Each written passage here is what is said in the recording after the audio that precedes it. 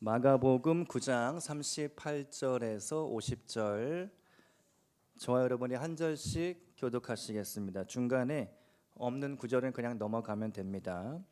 제가 38절, 여러분이 39절, 마지막 50절까지 함께 교독하시겠습니다. 요한이 예수께 여짜오되, 선생님, 우리를 따르지 않는 어떤 자가 주의 이름으로 귀신을 내쫓는 것을 우리가 보고 우리를 따르지 아니하므로 금하였나이다.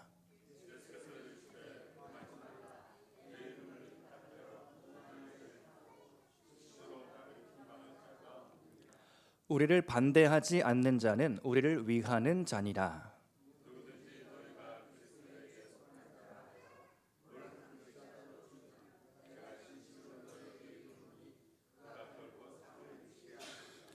또 누구든지 나를 믿는 이 작은 자들 중 하나라도 실족하게 하면 차라리 연자 맷돌이 그 목에 매여 바다에 던져지는 것이 나으니라.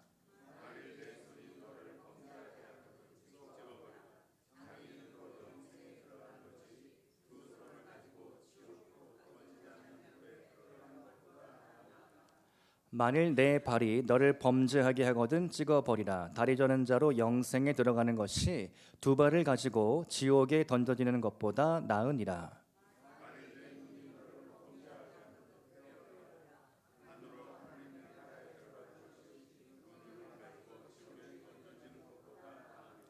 거기에서는 구더기도 죽지 않고 불도 꺼지지 아니하느니라. 다 같이 읽겠습니다. 소금은 좋은 것이로되 만일 소금이 그 맛을 잃으면 무엇으로 이를 짜게 하리요. 너희 속에 소금을 두고 서로 화목하라 하시니라. 아멘. 오늘 마가복음 강해 소금 같은 인생이라는 제목으로 하나님 말씀을 나누겠습니다. 예수님은 이 땅에 빛으로 오셨습니다. 생명의 빛, 구원의 빛을 비춰주시기 위해 이 땅에 오셨습니다. 우리 어두운 인생 가운데 예수님은 빛이 되어 주십니다. 요한복음 1장 1절 이하의 말씀을 보면 태초에 말씀이 계시니라. 이 말씀이 하나님과 함께 계셨으니 이 말씀은 곧 하나님이시니라. 그가 태초에 하나님과 함께 계셨고 만물이 그로 말미암아 지은 바 되었으니 지은 것이 하나도 그가 없이는 된 것이 없느니라. 그 안에 생명이 있었으니 이 생명은 사람들의 빛이라. 빛이 어둠에 비치되 어둠이 깨닫지 못하더라. 아멘. 주님은 이 땅에 생명의 빛으로 오셨습니다. 또 우리를 빛으로 부르시죠. 마태복음 5장 14절, 15절, 16절 말씀을 보니까 너희는 세상의 빛이라. 산 위에 있는 동네가 숨겨지지 못할 것이요 사람이 등불을 켜서 말 아래에 두지 아니하고 등경 위에 두나니 이러므로 집안 모든 사람에게 비치느니라. 이같이 너희 빛을 사람 앞에 비치게 하여 그들로 너희 착한 행실을 보고 하늘에 계신 너희 아버지께 영광을 돌리게 하라. 아멘. 우리에게는 그래서 예수님과 같은 빛의 사명이 있습니다. 우리 교회도 잠실 빛나 교회인데요. 그래서 환하게 빛을 비추는 교회. 제가 오전 설교 시간에 나눴는데요. 최근에 기도하는 중에 빛의 교회 이런 마음을 주셔서 빛의 교회가 될 것이다. 구원의 빛, 생명의 빛, 은혜의 빛, 복음의 빛, 영광의 빛이 비춰지는 교회. 그런 기도 제목이 떠올라서 기도하고 있습니다. 마태복음 5장에서는요 또 하나의 사명을 주시는데 소금으로서의 사명입니다. 5장 13절 말씀을 보면 너희는 세상의 소금이니 소금이 만일 그 맛을 잃으면 무엇으로 짜게 하리요 후에는 아무 쓸데 없어 다만 밖에 버려져 사람에게 밟힐 뿐이니라. 소금의 사명을 우리가 받았는데 소금이 그 짠맛을 잃어버리면 아무 쓸모없는 쓰레기가 된다라는 무서운 말씀입니다. 오늘 본문 말씀에서 이러한 소금의 사명에 대하여 우리가 함께 나누고자 하는데요. 이 사명을 제대로 이해하지 못한 한 제자가 본문 가운데 소개가 됩니다. 요한인데요. 요한에게는 별명이 있었는데 보아너게, 우레의 아들이라는 별명이 있었습니다. 마가복음 3장 17절 말씀을 보니까 또 세베대의 아들 야고보와 야고보의 형제 요한이니 이 둘에게는 보아너게 곧 우레의 아들이란 이름을 더하셨으며. 얼마나 성격이 불같고 천둥 번개 같았으면 예수님께서 야고보와 요한 형제를 바라보면서 너희들은 천둥 벌거숭이 같은 녀석들이다, 우레의 아들이다, 이런 별명을 주셨습니다. 네, 헬라어로 보아너게라는 것은요 소동이라는 뜻도 있습니다. 그러니까 가는 데마다 소동을 일으키는 녀석들, 문제를 일으키는 녀석들, 그런 별명을 지어주셨습니다. 실제로 누가복음 9장 말씀을 보면 예수님과 제자들이 사마리아 땅을 통과하여 예루살렘을 가려고 하는데 사마리아 마을 사람들이 못 지나가게 바리케이드를 치고 막아섭니다. 그때 요한이 아주 열받았죠. 화가 머리 꼭대기까지 올라서 뚜껑이 열렸습니다. 그래서 예수님한테 이런 이야기를 하죠. 누가복음 9장 54절 말씀인데요. 제자 야고보와 요한이, 천둥 벌거숭이 같은 우레의 아들 야고보와 요한이죠. 이 두 사람이 이를 보고 이르되 주여 우리가 불을 명하여 하늘로부터 내려 저들을 멸하라 하기를 원하시나이까.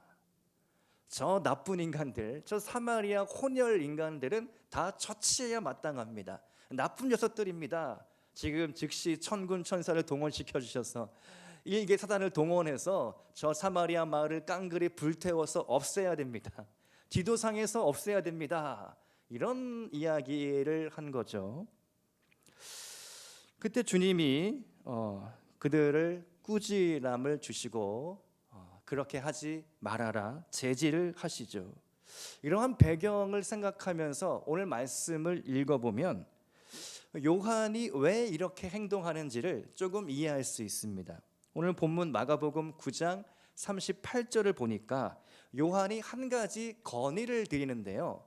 예수님께 쫓아가서 말하기를 선생님, 우리를 따르지 않는 어떤 자가 주의 이름으로 귀신을 내쫓는 것을 우리가 보고 우리를 따르지 아니함으로 금하였나이다. 이게 무슨 이야기냐면요, 예수님의 제자가 아닙니다. 예수님의 12제자 또 70인이 있었죠. 전도 여행을 갔던 70인도 아니고 12제자도 아닌 어떤 이상한 사람이 예수의 이름으로 귀신을 내쫓는 겁니다. 신기한 것은 제자가 아닌데에도 예수의 이름을 사용했을 때 그 이름의 능력이 나타나서 귀신이 떠나갔다라는 것이죠. 놀라운 일입니다. 예수의 이름에 그러한 능력이 있다, 그러한 힘과 권세가 있다. 그런데 문제는 요한이 그걸 보고 이게 마음에 썩 내키지가 않는 것입니다. 이게 좀 불만이었습니다. 이거 문제가 아닌가? 이러다가 우리 12제자들의 위신이 떨어지는 것은 아닐까? 자신들 안에 어떤 특권 의식이 있었겠죠. 우리가 예수님의 직계 제자들이다, 예수님을 따라가는 직계다. 뭐 직계, 반계 뭐 이런 거 표현을 쓰는데요.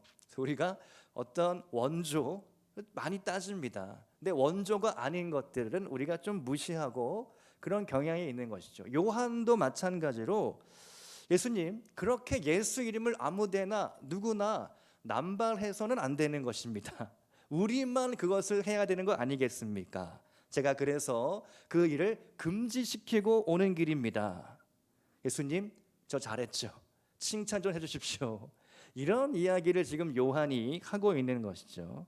예수님께서 그 요한의 말에 긍정하지 않으시고 정반대로 말씀을 하십니다.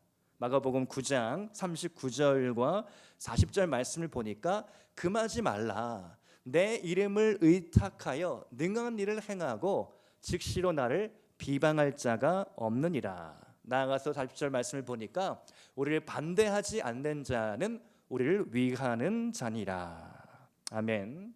예수님은 제자의 범위를 풀어주시죠. 넓혀주십니다. 예수의 이름을 믿는 사람들이라면 누구라도 예수님의 제자가 될 수 있다. 그리고 41절 말씀을 보니까 누구든지 너희가 그리스도에게 속한 자라 하여 물 한 그릇이라도 주면 내가 진실로 너에게 이르노니 그가 결코 상을 잃지 않으리라. 아멘. 예수의 이름으로 영접하고 예수의 이름으로 존귀 여기고 그를 받아주고 대접해주면 천국에서 상이 있을 것이다. 나아가서 경고의 말씀도 주시죠. 42절 말씀인데요, 우리 한번 같이 읽어보겠습니다. 42절 시작. 또 누구든지 나를 믿는 이 작은 자들 하나라도 실족하게 하면 차라리 연자 맷돌이 그 목에 매여 바다에 던져지는 것이 나으리라. 아멘. 연자 맷돌이란 우리 옛날 시골에 조그만 맷돌 정도가 아니라 나귀가 끌어야 할 정도로 어마어마하게 큰 그런 맷돌이죠. 그런 맷돌을 목에 건다. 목에 걸기도 힘들지만 예수님이 과장법으로 말씀하신 것이죠. 그렇게 실족하게 한다면 그러한 심한 큰 벌을 받게 될 것이다. 이 말씀은요, 예수 믿지 않는 사람들에게 주시는 말씀이 아닙니다. 예수를 잘 믿고 따라가려고 하는 제자들에게 주시는 주님의 말씀인 것이죠. 그래서 우리는 예수 안에서 우리 잠시빛나 교회가 아니더라도 이웃 교회라도 또 우리가 어떤 장소에 가서 예수 믿는 사람들과 교제하고 만나게 된다면 될 수 있는 한 서로 잘 섬기고 대접해주고 함께 가야 한다라는 것이죠. 특별히 예수님께서 실족하게 하는 일에 대하여 말씀하시면서 조금 심각한 그런 비유를 드십니다. 좀 무시무시한 비유를 드시죠. 43절, 45절, 47절 말씀을 보니까 너희 손이 범죄하거든, 너희 발이 범죄하거든, 너희 눈이 범죄하거든 차라리 손, 발, 두 눈이 없는 상태로 천국에 들어가는 것이 훨씬 낫다. 이 말씀은요, 상당히 충격적인 말씀입니다. 우리에게도 무거운 말씀이지만 당시 유대인들에게는 도저히 납득이 안 되는, 용납이 안 되는 말씀입니다. 왜 그러냐 하면 당시 유대인들의 율법에 따르면 장애가 있으면 성전에 들어갈 수가 없었습니다. 몸이 붉거나 몸이 아프거나 어떤 나병이든지 피부병이든지 어떤 질병에 걸렸다라고 한다면 성전에 들어오지 못하는 것이죠. 격리 조치가 됩니다. 사도행전 말씀을 보면 성전 미문에 앉아있던 안진뱅이, 나면서부터 하반신 마비가 되었던 환자가 그 미문 앞에 앉아서 매일마다 구걸을 했습니다. 사람들이 들 것으로 그 미문 앞에다가 놓고 구걸할 수 있도록 편의를 돌보아 주었습니다. 그는 성전 안에 들어가지 못하고 문 앞에 앉아있는 인생이었습니다. 그러나 베드로와 요한이 제9시 기도 시간에 미문으로 올라갈 때에 그 안진뱅이를 보고 내게 있는 것으로 내게 주노니 곧 나사렛 예수 그리스도의 이름으로 일어나 걸으라. 그 말씀을 듣고 그가 치유받았는데 그 다음 장면이 아주 주목할 만하죠. 그가 걷거나 뛰거나 하며 하나님을 찬미하며 성전 안으로 들어가니라. 성전 안에 들어가는 인생이 되었습니다. 얼마나 놀라운 일입니까? 성전 문 밖에서 구걸하는 인생이 성전 안으로 들어가서 하나님을 찬미하고 예배하는 인생이 되었다. 이것이 복음인 것이죠. 이것이 하나님의 은혜입니다. 자, 그런데 오늘 말씀을 보니까 예수님은 이 상황을 완전히 뒤집어서 너희가 만일 범죄한다면 그렇게 불구가 되어서 차라리 천국 가는 것이 낫다. 대단히 충격적인 말씀이죠. 장애인은 성전에 들어가지 못하는 인생인데 오히려 그 장애인이 되어서 천국 가는 것이 훨씬 낫다. 주님은 지옥에 대해서도 부연 설명을 해주시는데요. 48절 말씀을 보니까 거기서는 구더기도 죽지 않고 불도 꺼지지 아니하느니라. 새벽 성경을 보니까 지옥에서는 그들을 파먹는 구더기들도 죽지 않고 불도 꺼지지 않는다. 49절 사람마다 불로써 소금 치듯 함을 받으리라. 모든 사람이 다 소금에 절여지듯이 불에 절여질 것이다. 그러면서 우리에게 주시는 말씀, 소금은 좋은 것이로되 만일 소금이 그 맛을 잃으면 무엇으로 이를 짜게 하리요. 너희 속에 소금을 두고 서로 화목하라 하시니라. 아멘. 예수님은 소금에 대하여 말씀하시면서 소금의 맛을 잃지 않는 인생, 짠맛을 내는 인생, 소금 같은 인생이 되라고 오늘 우리에게 말씀하시는 것이죠. 그렇다면 우리가 어떻게 해야 죄를 짓지 않고 또 남을 실족하게 하지 않고 소금 같은 인생이 될 수 있을까? 두 가지로 나누도록 하겠습니다. 첫 번째로 소금 같은 인생은 언약을 잊지 않는 사람입니다. 우리 한번 따라서 하겠습니다. 소금 같은 인생은 언약을 잊지 않는 사람입니다. 아멘. 언약, 약속이죠. 역대하 13장 5절 말씀을 보면 소금 언약이 나옵니다. 우리 한번 같이 읽어보겠습니다. 시작. 이스라엘 하나님 여호와께서 소금 언약으로 이스라엘 나라를 영원히 다윗과 그의 자손에게 주신 것을 너희가 알 것 아니냐. 다윗 왕조에는 지난 금요 철야 시간에도 나누긴 했지만 선왕, 좋은 왕도 있었지만 악한 왕도 많았습니다. 선왕보다는 악한 왕이 훨씬 많았음을 우리는 알고 있죠. 근데 악한 왕에게는 하나의 패턴이 있는데 북이스라엘과 남유다로 갈려질 때 여로보암의 길로 행하여 금송아지 우상을 숭배하고 이방 여자를 첩으로 들이고 나라 곳곳에 높은 언덕 나무 밑에 산당을 세우고 백성들로 하여금 행음하게 하고 음란한 짓을 하게 하고 그 앞에서 우상의 제물을 먹고 마시고 즐기면서 우상 숭배를 했던 것이죠. 그런 우상 숭배의 결과 나라가 어려움에 처하게 되면 하나님께 돌아가기보다는 이방 나라의 도움을 의지했던 왕들, 그런 왕들이 악한 왕들의 모습들이었습니다. 근데 하나님은 그런 악한 왕들이 있음에도 끝까지 그 왕을 기다려주시고 그 나라를 아예 멸망시키지는 않으십니다. 오래오래 기다리고 또 기다리고 노하기를 더디하시고 인자와 자비와 긍휼이 무궁하심으로 우리를 아주 진멸하지는 않으시는 것이죠. 그러면서 하나님은 다윗과 같은 왕이 나타나기를 기대하고 고대하셨습니다. 왜 그랬을까요? 하나님께서 다윗과 맺은 소금 언약이 있었기 때문입니다. 역대하 사무엘하 7장 13절 말씀을 먼저 보면 그는 내 이름을 위하여 집을 건축할 것이요 나는 그의 나라 왕위를 영원히 견고하게 하리라. 다윗에게 하시는 말씀이었죠. 역대하 21장 7절 말씀에서도 여호와께서 다윗의 집을 멸하기를 즐겨하지 아니하셨음은 이전에 다윗과 함께 무엇을 세우시고요? 언약을 세우시고 또 다윗과 그의 자손에게 항상 등불을 주겠다고 말씀하셨음이더라. 아멘.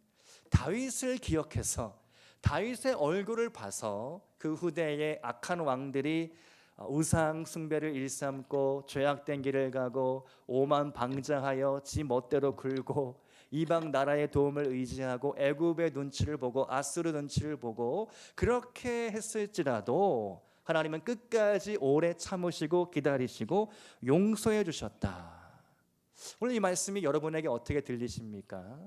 하나님이 오늘 우리도 소금 언약으로 우리를 구원해 주신 것이죠. 변함없는 약속의 말씀으로 우리를 지켜주시고 우리를 보호해 주신다. 내가 혹 죄를 짓더라도 내가 혹 실패하여 넘어질지라도 혹 내가 오해하고 편견에 빠지고 또 억울해하고 슬퍼하고 우울해하고 내 몸의 질병과 우리 가족의 문제와 재정에 해결되지 않는 어떤 돈 문제와 여러 가지 많은 일들 속에서 우리가 힘들고 낙담에 빠질지라도 하나님은 다윗과 맺은 소금 언약처럼 우리를 끝까지 구원하시고 우리에게 빛을 비춰주시고 우리와 함께 해주시기로 약속해 주셨다. 아멘. 아무것도 염려하지 말고 다만 모든 일에 기도와 간구로 너희 구할 것을 감사함으로 아뢰라. 그리하면 모든 지각에 뛰어나신 하나님의 평강이 너희 마음과 생각을 그리스도 예수 안에서 지키시리라. 아멘. 우리가 주님 앞에 우리의 근심과 염려, 걱정을 맡겨드릴 때 또 여호와께 내 모든 짐을 맡기라. 이는 그가 너희를 돌보심이라. 주께서 우리를 돌보아 주신다라고 성경은 구구절절 우리에게 가르치고 있고 알려주고 있습니다. 그 말씀을 믿으시기를 바랍니다. 그 말씀을 붙잡으시기를 바랍니다. 소금 언약을 믿으시기를 축복드립니다. 두 번째로 소금 같은 인생은 짠맛을 내는 사람입니다. 짠맛이 중요하죠. 짠맛이 있어야 됩니다. 마태복음 5장 13절 제가 서론적으로 말씀드렸지만 한 번 더 같이 읽어보겠습니다. 시작. 너희는 세상의 소금이니 소금이 만일 그 맛을 잃으면 무엇으로 짜게 하리요? 후에는 아무 쓸데 없어 다만 밖에 버려져 사람에게 밟힐 뿐이니라. 아멘. 소금의 쓰임새란 아주 다양합니다. 특별히 요리에 많이 쓰이죠. 소금이 없으면 우리는 요리를 할 수가 없습니다. 그러면 인간 관계 안에서도 소금 같은 사람이 있을까요? 없을까요? 있죠. 소금처럼 우리 동기 모임, 직장에서, 회사에서, 또 사회생활을 하면서 이웃 간의 관계도 그렇고요. 또 우리 교회에도 마찬가지라고 생각합니다. 그 사람이 있으므로 우리 모임이 밝아지고 그 사람이 오면 한 번이라도 더 웃고 그렇게 소금같이 우리 모임에 양념을 잘 쳐주고 화목하게 하고 두루두루 평안하게 해주고 또 격려도 해주고 칭찬하기를 좋아해주고 그러한 소금 같은 사람이 있습니다. 그러면 어떻게 하면 우리가 소금 같은 인생이 될 수 있을까? 오늘 설교를 준비하면서 한 가지 제 머릿속에 떠오른 이 이미지가 있는데요. 그게 뭐냐면 여러분 김장 시즌이 되면 김장 김치를 담그시죠. 소금이 꼭 필요합니다. 배추를 담그든 물을 담그든 제가 잘 알지는 못하지만 사모가 옆에서 김장을 하게 되면 어깨너머로 제가 구경을 하고 있습니다. 무거운 거 있으면 도와주고 큰 역할을 못 해줍니다. 지난 가을 김장할 때는 제가 한 가지 도와줬는데요. 무를 이렇게 이렇게 하는 거 뭐죠? 채칼에 이렇게 하는 거 열심히 제가 물을 막 갈았습니다. 채칼에 막 손 벨 뻔했는데요. 조심해야 됩니다. 김장을 할 때 배추를 소금에 절이죠. 소금에 절이는 게 중요합니다. 요즘에는 절인 배추도 판매한다고 하는데 소금을 배추에 절여서 숨을 죽여야 그 다음 날 김장 김치를 담글 수가 있습니다. 좀 이 과정을 제가 다 알고 있습니다. 몇 년 지켜봤기 때문에 소금에 절여지지 않는 배추, 이 김장을 김장에 그것을 잘 이렇게 김장 김치가 될 수가 없는 것이죠. 맛 좋은 김치가 될 수 없는 것입니다. 소금에 절여지는 배추가 있고 절여지지 않는 배추가 있다. 마찬가지로 우리 인생이 혈기가 참 많습니다. 우리 인생에 혈기를 부리는 때가 있습니다. 그런데 우리가 신앙생활의 연조가 깊어지면 깊어질수록 우리 혈기가 말씀이라는 소금으로 푹 절여져야 되겠다. 할렐루야. 축복합니다. 말씀이라는 소금으로, 기도라는 소금으로, 믿음이라는 소금으로 내 혈기가 더 절여지고 더 죽여져서 숨이 죽여져야, 그래야 하나님 앞에 쓰임받을 수 있겠다. 소금 같은 인생이라는 것은 짠맛을 내야 하는데 하나님 앞에 정말 내 인생이 어디를 가도 많은 사람들에게 환영받는 인생이 되고 있는가? 아니면 저 사람은 좀 싱거운 사람이다. 그 사람은 있으나 마나한 사람이다. 그 사람은 좀 도움이 안 되는 사람이다. 그런 평가를 받는 것이 아니라 꼭 필요한 사람, 우리 모임에 꼭 와야 하는 사람, 우리 교회에 꼭 필요한 사람, 그래서 소금 같은 인생, 소금 같은 짬만 내는 성도들이 될 수 있기를 축복드립니다. 오늘 오전 말씀에 용서와 화해에 대해서 제가 나누었는데요. 용서와 화해. 오늘 이 요한이 예수님의 꾸준함을 듣고 그 뒤에 어떤 행동을 했을까? 아마도 요한이 그 금했던 사람들을 찾아가서 용서해주고 화해를 청했을 것 같습니다.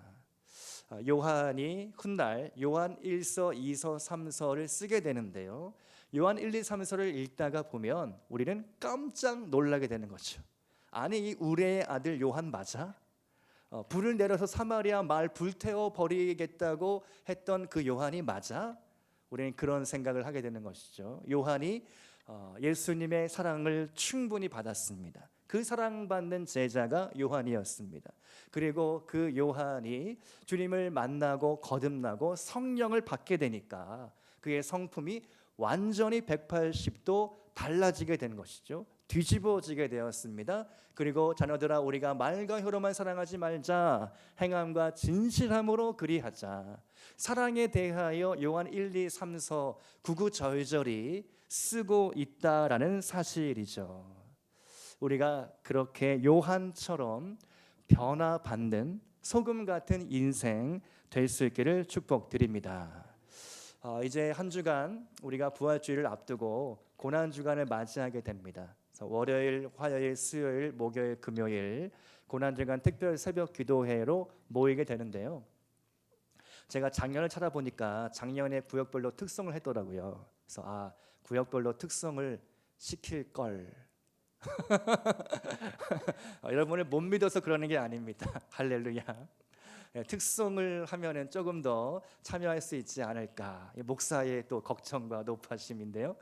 고난주간 특별 새벽 기도회 때 우리가 1년에 5번 한 주 딱 지켜서 특세를 하는데 우리가 함께 힘써 나와 주기를 부탁드리고, 특별히 십자가를 우리가 묵상하면서 주님, 이 십자가의 길에 우리가 그 현장에 더 가까이 참여하기를 원합니다.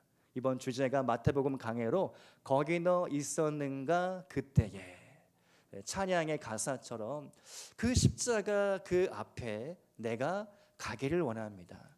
머리에 과시관 쓰고 옆구리에 창으로 찔림을 당하고 손과 발에 못 박힘을 당했던 그래서 십자가 처형의 잔인함과 무서움은요, 서서히 질식시켜서 죽이는 데 있다고 하죠. 물과 피를 다 쏟고 숨이 막혀 오면서 그 숨을 쉬려고 헐떡헐떡거리면서 죄수가 아주 서서히 죽어가는 것입니다. 대부분의 죄수들은요, 한 2일, 3일, 길게는 일주일까지도 살아남아서 아주 서서히 죽임이 당했다는 것이죠. 예수님은 그래도 다행히 하루 반나절 동안 고통을 당하시고 죽으셨던 것이죠. 우리가 그 십자가의 길에 동참하기를 원합니다. 그리고 이제 SOS 전도 운동의 열매로 우리가 부활주일 날 한 영혼을 전도하기 원하는데요. 우리가 초대장을 잘 써서 잘 전달해 주시고 끝까지 우리가 포기하지 않고 기도할 때에 하나님께서 한 영혼 한 영혼을 우리 교회에 붙여주실 줄로 믿습니다. 이 일을 위해서 한 주간 함께 마음 합하여 기도해 주시기를 부탁드리겠습니다. 함께 기도하겠습니다. 사랑과